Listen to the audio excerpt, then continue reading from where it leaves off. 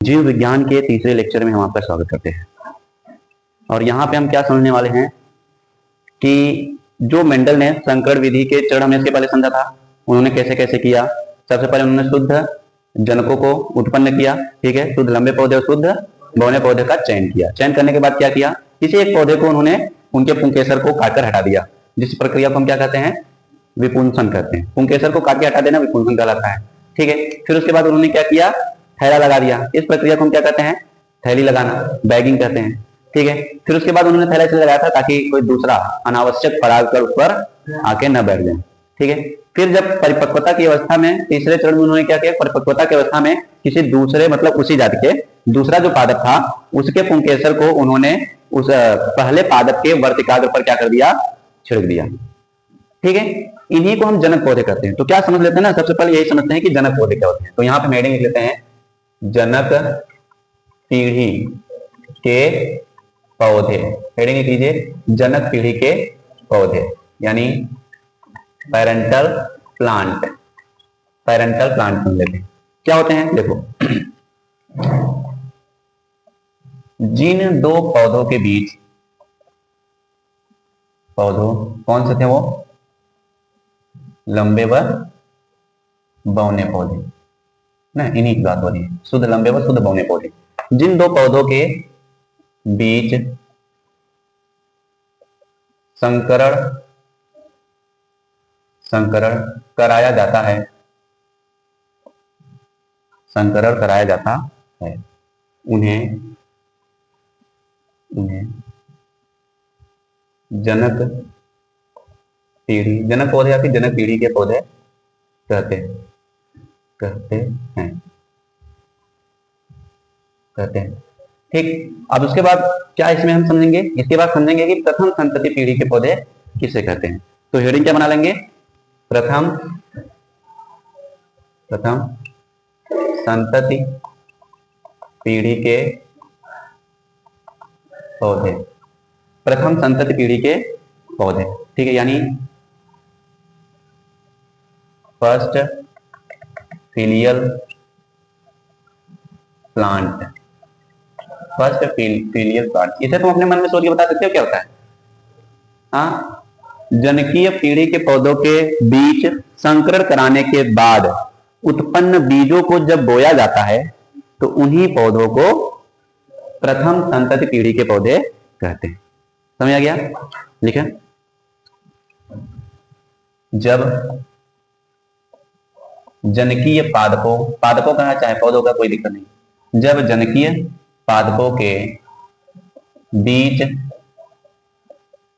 संकरण कराने के पश्चात प्राप्त बीजों को बोने से,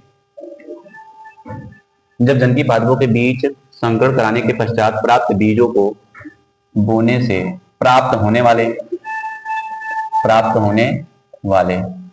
पौधों को अच्छा, इसको हम शॉर्ट में क्या लिख सकते हैं, F1 पीढ़ी के पौधे ना। फर्स्ट फिलियल प्लांट को हम लिख सकते हैं F1 पीढ़ी के पौधे। अच्छा हाँ, इसमें जो ना पूछे होने वाले पौधों को F1 है, ठीक है, F1, इसको हम क्या कहेंगे, पी कहेंगे ना, पी प्लांट, पी मतलब पेरेंट होता है जनकी, F1 पौधे ऐसे लिखते हैं, F1 पौधे कहते हैं। बहुत सिंपल चीज है, इससे हम यहाँ पे इसको समझते हैं क्योंकि हमको केवल समझना है, ठीक है। अब मतलब समझो, अब अगर आ जाए कि द्वितीय संतति पीढ़ी के पौधे किसे कहते हैं, यानी F2 जनरेशन किसे कहते हैं। F2 जनरेशन क्या होता है, ठीक है, F1 पीढ़ी के पौधों में स्वपरागण होने दिया जाता है, ठीक है। फिर उसके बाद जो बीज प्राप्त होते हैं उनको बोने के पश्चात जो पौधे प्राप्त होते हैं उन्हें हम द्वितीय पीढ़ी के पौधे कहते हैं, ठीक है। तो एक ही लाइन में इसको हम क्या करते हैं, समझते हैं। तो लिख लेंगे हेडिंग, द्वितीय लिखते हैं, द्वितीय संतति पीढ़ी के पौधे, क्योंकि हमको कम से कम पी समझना है, पेरेंट, जनक पौधे जो होते हैं। फिर F1 अगर आ जाए तो प्रथम संतति पीढ़ी, फिर अगर द्वितीय का जाए तो F2 पीढ़ी, क्योंकि इतना हम बार बार तो लिखेंगे नहीं ना, केवल F1 पीढ़ी लिख देंगे या फिर F2 पीढ़ी लिख देंगे, तो इसलिए इसको हमको थोड़ा समझना है। यहाँ पे लिखेंगे second filial plant, second filial plant है। और इसमें हम क्या समझते हैं, देखिए बहुत सिंपल है। F1 पीढ़ी के पौधों में स्वपरागण, स्वपरागण समझ रहे हो ना, जब पुष्प का अपना ही स्त्री केसर और पुंकेसर होता है आपस में, जब परागण की प्रक्रिया कर लेते हैं। तो F1 पीढ़ी के पौधों में स्वपरागण के पश्चात प्राप्त बीजों को बोने से बोने यहाँ पे मत लिखना ना, क्योंकि बोना पौधा हम कहते हैं तो बोने भी लिख दो, बोने लिखना। बोने से जो पौधे प्राप्त होते हैं उन्हें हम F2 पीढ़ी के पौधे या F2 पौधे कहते हैं, F2 पौधे कहते हैं। ऐसे समझना इसलिए जरूरी था क्योंकि अभी हम क्या पढ़ने वाले हैं, जब मेंडल ने वो सारी प्रक्रिया करवा दिया, संकरण करवा दिया, अब उनकी बारी किसमें आती है, क्या करने की, अवलोकन करने की। समझ रहे हो, उन्होंने क्या क्या देखा, तो वही हम लिखेंगे यहाँ पे। हेडिंग बना, क्या लिखेंगे, हेडिंग बना लेंगे, एक मेन हेडिंग, मेंडल के अवलोकन। ये सब किसमें लिखना है, ये सब जब आ जाए, मेंडल का एक संकर प्रयोग को विस्तार पूर्वक समझाइए न, तो यहाँ पे हम देखेंगे मेंडल के अवलोकन। तो हम समझते हैं यहाँ पे एक एक करके, देखो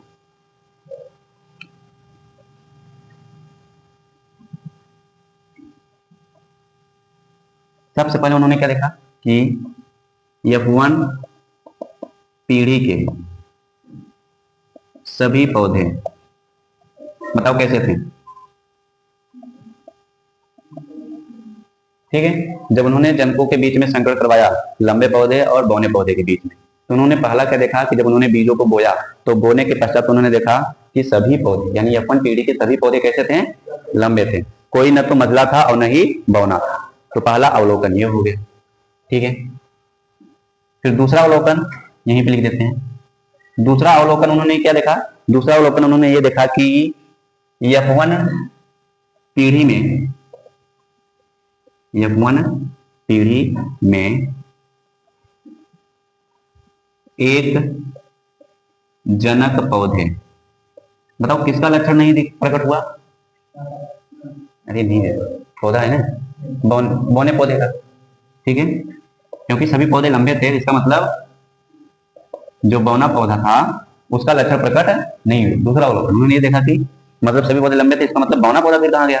तो F1 पीढ़ी में एक जनक पौधे का लक्षण प्रकट नहीं हुआ। और यही वो समय था जब उन्होंने प्रभावी कारक और अप्रभावी कारक का नाम दिया था, यानी उन्होंने कारकों का सिद्धांत जो दिया था यहीं से दिया था कि जब भी हम दो भिन्न लक्षण वाले पौधों का संकरण करवाते हैं तो उसमें केवल एक ही जनक पौधे का लक्षण प्रकट होता है और दूसरे का प्रकट नहीं होता है। तब उन्होंने प्रभाविता का नियम उससे आ गया, प्रभाविता का सिद्धांत दिया।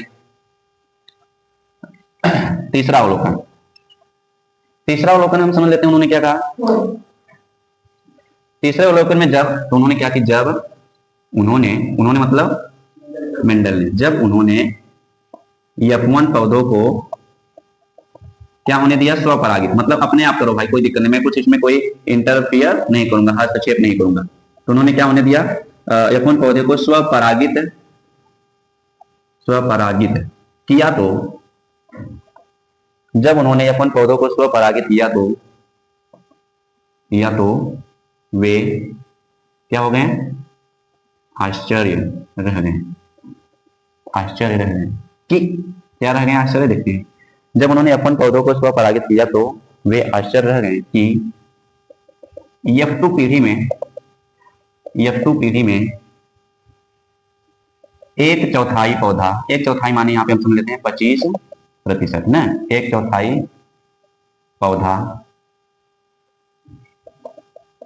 बौना था, ठीक है, एक चौथाई पौधा बौना था, तथा 3/4 माने 75% पौधा क्या था, लंबा था। तो उन्होंने देखा कि अब F2 पीढ़ी में वही लक्षण क्या हो गए, फिर दोबारा प्रकट हो गए जो जनक में पाए जाते हैं। तो यहाँ पे उन्होंने कौन सा सिद्धांत दिया, कारकों का पृथक्करण समझना है कैसे होगी, क्योंकि इन्हीं सिद्धांतों से फिर 1900 ईस्वी में तीन वैज्ञानिकों ने उनके सिद्धांतों को नियम में परिवर्तित किया था, प्रभाविता का नियम और पृथक्करण का नियम। समझ में आया ना, कहा उन्होंने। और उसी पृथक्करण के नियम को ही क्या कहते हैं, युग्मकों की शुद्धता का नियम। ये जो कारक होते हैं ना, F1 पीढ़ी में भले नहीं प्रकट हुए लेकिन ये मिल नहीं जाते एकदम, मतलब मिश्रित नहीं होते हैं, अलग अलग यानी अपना अपना अस्तित्व तो बनाए रखते हैं। लेकिन जब फिर इनको अगली पीढ़ी में जाने का मौका मिलता है, यानी F2 पीढ़ी में जाने का मौका मिलता है, फिर ये अपना लक्षण क्या करते हैं, प्रकट करते हैं। इसे कहते हैं कारकों का पृथक्करण या फिर पृथक्करण का नियम या फिर युग्मकों की शुद्धता का नियम या फिर विसंयोजन का नियम। ये तीनों को एक ही नाम से हम जानते हैं, ठीक है। और प्रभाविता का नियम हमारा यहीं से प्रकट हो गया कि F1 पीढ़ी में एक ही जनक का लक्षण क्या होता है, प्रकट होता है, दूसरे जनक का लक्षण प्रकट नहीं होता है। जिस जनक का लक्षण प्रकट होगा उसे हम उसमें प्रभावी कारक होगा, और जो नहीं प्रकट करेगा वो अप्रभावी कारक होगा उसमें, ठीक है। तो वहां से प्रभाविता और अप्रभाविता का उन्होंने सिद्धांत दिया, ठीक है। फिर उसके बाद तो उन्होंने निष्कर्ष क्या निकाला, उसको हम थोड़ा सा समझ लेते हैं। देखो निष्कर्ष ये निकाला, यानी कंक्लूजन क्या निकाला। उन्होंने कहा कि यहां आप लिखेंगे F1 पीढ़ी में दोनों जनकों के कारक, दोनों जनकों माने लंबा और बौने पौधे के कारक मतलब उन्होंने जिस वस्तु का नाम रखा था कारक ना, अब हम उसको जीन कहते हैं। तो F1 पीढ़ी में दोनों जनकों के कारकों का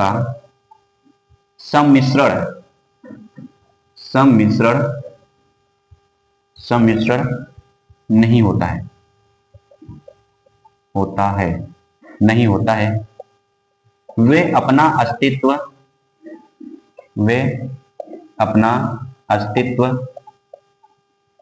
बनाए रखते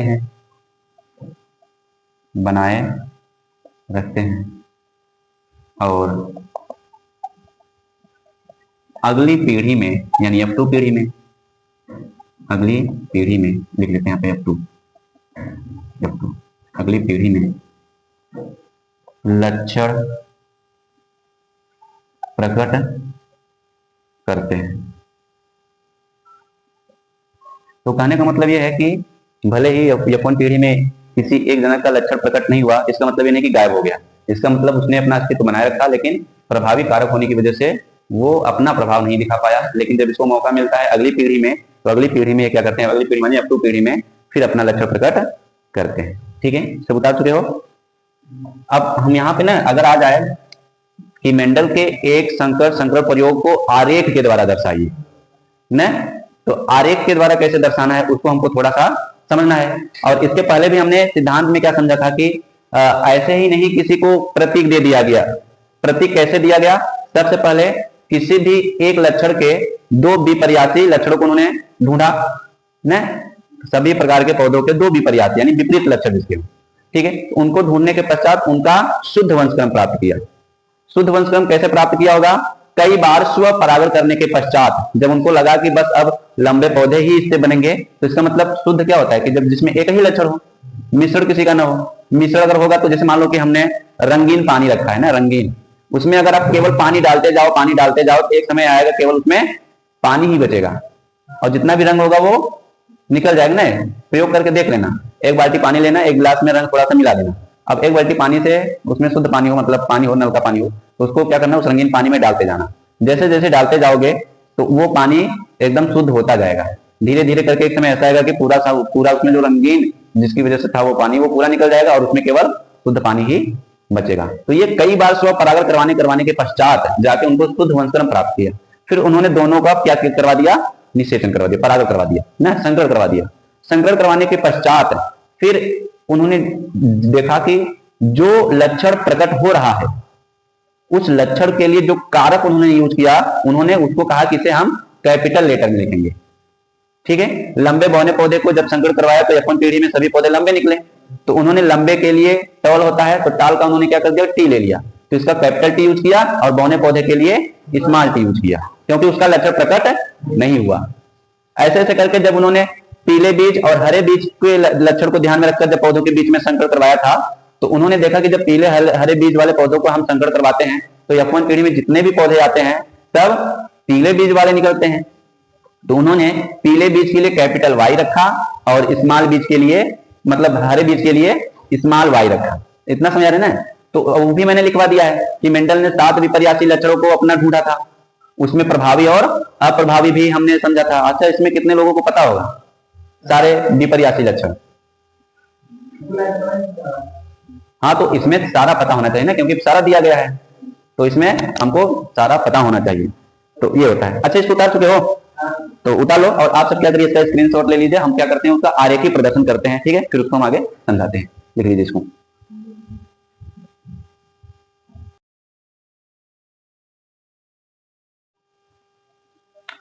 इसमें हम समझने की कोशिश करते हैं कि मेंडल ने जो एक संकर प्रयोग किया था उसका आरेखी प्रदर्शन कैसे हो सकता है, ठीक है? तो यहां पे हम लिखते हैं मेंडल के एक संकरण प्रयोग का आरेखीय प्रदर्शन। देखो, यहाँ पे लंबा और बौना पौधा बनाने की चीजें नहीं है। हम समझते हैं लंबा पौधा माने कैपिटल टी और बौना पौधा माने स्मॉल टी, ठीक है? तो हम यहाँ पे लिखते हैं, क्या लिखते हैं, शुरू करते हैं ना, डायरेक्ट हमारे साथ लिखना शुरू करते हैं। यहाँ पे हम लिख लेते हैं एक तरफ शुद्ध लंबा पौधा, एक तरफ लिख लेंगे शुद्ध लंबा पौधा, और दूसरी तरफ क्या लिख लेंगे, शुद्ध बौना पौधा। इसमें किसी प्रकार का कोई मिश्रण नहीं होता, इसलिए हम शुद्ध बोलते हैं, ठीक है? दोनों शुद्ध हैं। अगर लंबा पौधा है तो मेंडल के अवलोकन के अनुसार यही पौधा F1 पीढ़ी में आएगा, तो इसका हम जो प्रतीक देंगे वो क्या देंगे, कैपिटल टी, और यहाँ पे क्या रखेंगे, स्मॉल टी। अच्छा, कैपिटल टी और स्मॉल टी दो बार क्यों लिख रहे हैं? 2 बार इसलिए लिख रहे हैं क्योंकि जीन जोड़ों में होते हैं, गुणसूत्र जोड़ों में होते हैं, गुणसूत्र पर जीन पाए जाते हैं, जीन भी जोड़ों में होते हैं, इसलिए अभी हमने क्या बनाया, इसका हमने कैपिटल टी बनाया है, ठीक है? फिर उसके बाद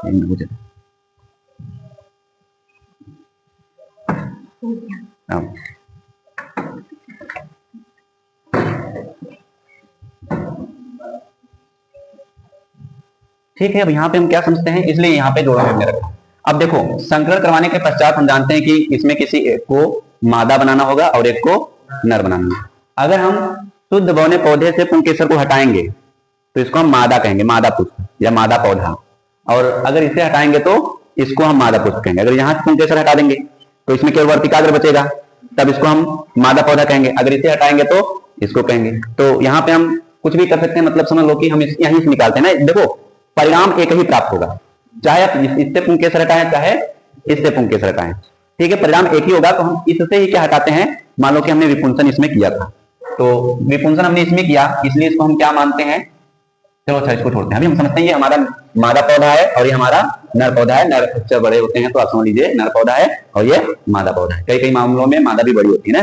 लेकिन अब इसमें समझना, इसमें दोनों जीन समान है, दोनों में दोनों जीन समान है। तो बताओ क्या कहेंगे जब दोनों जीन या एलील समान होते हैं, समयुग्मजी कहते हैं, ठीक है? ये कैसा है, ये है समयुग्मजी, समयुग्मजी, ठीक है? और इसको हम क्या कहेंगे, विषमयुग्मजी। क्यों, ये भी तो सम है, ये भी समयुग्मजी है, समयुग्मजी, ठीक? अब इन दोनों में पहले क्या होगा बताओ, युग्मक जनन, और इसमें भी क्या होगा, युग्मक जनन। अब युग्मक जनन होगा तो बताओ जितने भी युग्मक बनेंगे उसमें एक ही प्रकार का जीन होगा कि नहीं, क्योंकि टी दोनों कैपिटल हैं, क्योंकि शुद्ध हैं। शुद्ध होने का मतलब अगर मैं पानी देता हूं आप सबको, एक बाल्टी में शुद्ध पानी रखा है तो सबको शुद्ध पानी ही मिलेगा। तो इसमें एक ही प्रकार का युग्मक बनेगा। इसका फार्मूला मैं बताऊंगा क्या होता है। एक ही प्रकार का युग्मक बनेगा और वो क्या है, कैपिटल टी। और इसमें भी एक ही प्रकार का युग्मक बनेगा, वो क्या होगा, अगर हमने इसको मादा पुष्प माना है तो इसको हम क्या मान सकते हैं, मादा युग्मक। क्या मानेंगे, मादा युग्मक। और इसको अगर हमने नर पुष्प मान रखा है, नर पौधा मान रखा है, तो इसको हम क्या कहेंगे, नर युग्मक, ठीक है? मेंडल ने यहाँ के पुंकेसर को उखाड़कर इस मादा के वर्तिकाग्र पर छिड़का था, तो यही हो गया संकरण। अब उसमें जब हम जानते हैं कि जब जाके वर्तिकाग्र पर बैठता है तो फिर वर्तिकाग्र पर कुछ शर्करा युक्त पदार्थ होते हैं और परागकण में छिद्र पाए जाते हैं, शर्करा वहां से अंदर जाता है, फिर परागकणों का अंकुरण होता है, परागनली बनती है, परागनली कहाँ पे जाती है, बीजांड में जाती है, फिर वहीं में क्या होता है, नर युग्मक होते हैं, नर युग्मक वहां से होते हुए जाके मादा युग्मक यानी अंड कोशिका से निषेचन कर लेते हैं। इसी पूरी प्रक्रिया को हम क्या बोलते हैं, परागण नहीं निषेचन बोलते हैं, यानी कृत्रिम परागण बोल देते हैं पूरा। ठीक है, तो इनके बीच में क्या करवा दिया गया, कौन मर करवाता हूं, हाँ, तो जब करवा दिया गया तो अब ये जो बना कैपिटल टी और स्मॉल टी, अब ये पौधा कैसा बन गया, संकर क्यों बना, संकर किसे कहते हैं, जिसमें दोनों जनकों के लक्षण मिले होते हैं।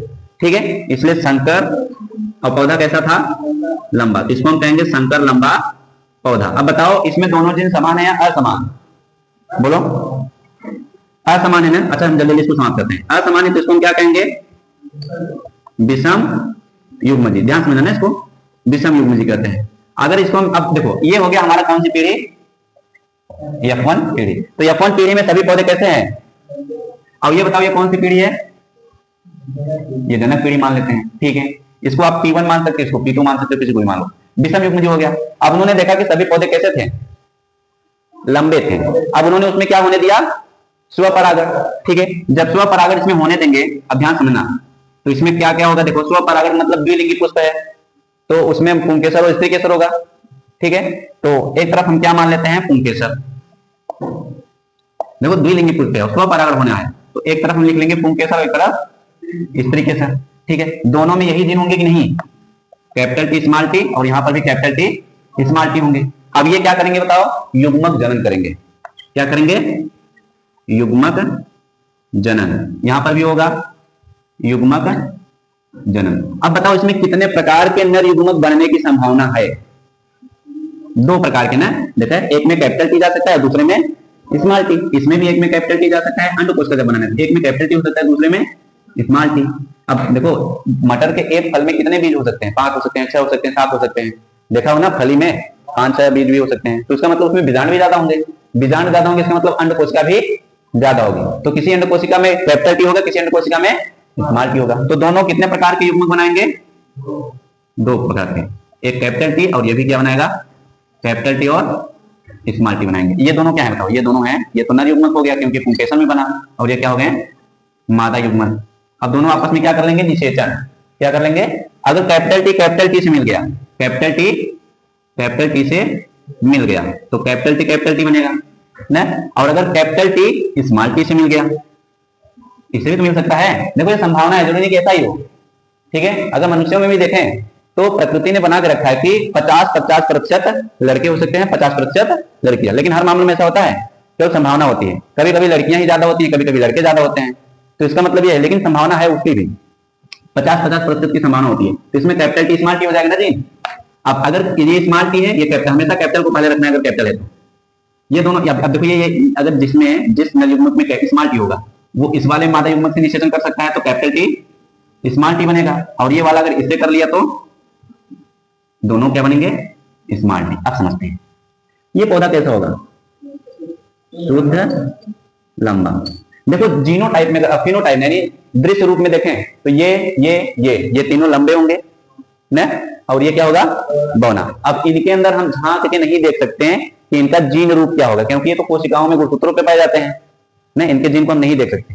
तो इसे हम कैसे पता करें कि ये वही होंगे, तो इसके लिए हम विपरीत संकर करवाते हैं, उसको हम अगले वीडियो में समझेंगे, अभी हम यहाँ पे समझते हैं अगले लेक्चर में। अब ये कैसा पौधा होगा, संकर लंबा होगा, नहीं, संकर लंबा मतलब, संकर का मतलब समझ लेना जिसमें दोनों के लक्षण हो, और कैपिटल टी प्रभावी होता है तो इसका मतलब लंबा होगा। ये भी कैसा होगा, संकर लंबा होगा, और ये कैसा होगा, बौना होगा। और बौना में तो शुद्ध ही होता है तभी होगा बौना, ये बौना होगा। अब इसमें क्या समझना है, इस समयुग्मजी विषम युग्मजी, समयुग्मजी, समयुग्मजी की विषम युग्मजी, विषम युग्मजी ये, और ये समयुग्मजी। समान जीन है तो समयुग्मजी, असमान जीन है तो विषम युग्मजी। अब यहां पे हम समझ लेते हैं, अब ये कौन सी पीढ़ी है, F2 पीढ़ी है। ठीक है, F2 पीढ़ी हम जानते हैं क्या होता है कि जब F1 पीढ़ी में स्वपरागण होने दिया जाता है। ठीक है, तो यहाँ पे क्या होने दिया गया है, स्वपरागण, यहाँ पे बीच में लिख सकते हैं स्वपरागण, और यहाँ पे लिख सकते हैं कृत्रिम परागण। अच्छा ये बढ़िया, वो डिजाइन ज्यादा डिजाइन बन गया। कृत्रिम परागण, ये कृत्रिम परागण क्योंकि मनुष्य ने किया, ये स्वपरागण क्योंकि अपने आप कर लिया। ठीक है, अब इसमें एक और चीज समझते हैं बस लास्ट, इसमें क्या समझते हैं कि इसमें हम समझते हैं F2 पीढ़ी का, ठीक है, देखो इसको सब लिखने के बाद इसको लिखना ना, F2 पीढ़ी का दृश्य रूप। अब F2 पीढ़ी का दृश्य रूप क्या हो जाएगा? दृश्य रूप मतलब कितने लंबे, 4 में से कितने लंबे, 4 में से 3 लंबे, ठीक है, और 4 में से कितने बौने, 1, 4 में से 1 बौने, ठीक है, अनुपात बना देते हैं। तो ये 4 का मालूम पड़ गया, तो इनका अनुपात जो हो जाएगा इस सिंपल सुनते हैं, 4 में से 3 कितने थे, लंबे थे, और 4 में से 1 कितने थे, बौने थे।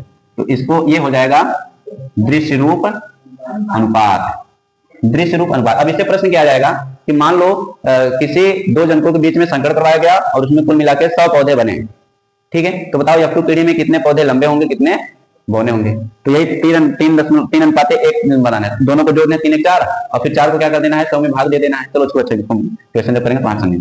दृश्य रूप अनुपात हो जाएगा हमारा 3 अनुपात 1, इसका मतलब 4 में से 3 पौधे लंबे और 1 पौधा बौना। अब यहीं पे क्या समझ लेते हैं, जीन रूप अनुपात, जीन रूप अनुपात। देखो जीन रूप अनुपात में ये देखेंगे कि कैपिटल टी कितना है, ठीक है, और कैपिटल टी स्मॉल टी कितने हैं, और स्मॉल टी कितने हैं। तो इनके बीच में जो अनुपात हम निकालेंगे वो कैसे निकालेंगे, कैपिटल टी कितने हैं, 4 में से 1 ही है ना कैपिटल टी, और 4 में से कैपिटल टी स्मॉल टी कितने हैं, 2 हैं, और 4 में से बौने मतलब स्मॉल टी कितने हैं, 1। तो एक संकर प्रयोग का F2 पीढ़ी का जो दृश्य रूप अनुपात होगा वो 3 अनुपात 1 होगा, और जीन रूप अनुपात होगा वो 1 अनुपात 2 अनुपात 1 होगा। बात समझ गया? इसमें यही चीज मेन है। यहाँ पे आरेखीय रूप आपने लिख लिया, समझ लिया, ठीक है। अब इसके बाद मेंडल ने इसके क्या क्या सिद्धांत दिए उसको हम अगले लेक्चर में समझेंगे, ठीक है। तब तक के लिए आप इसको लिख लीजिए।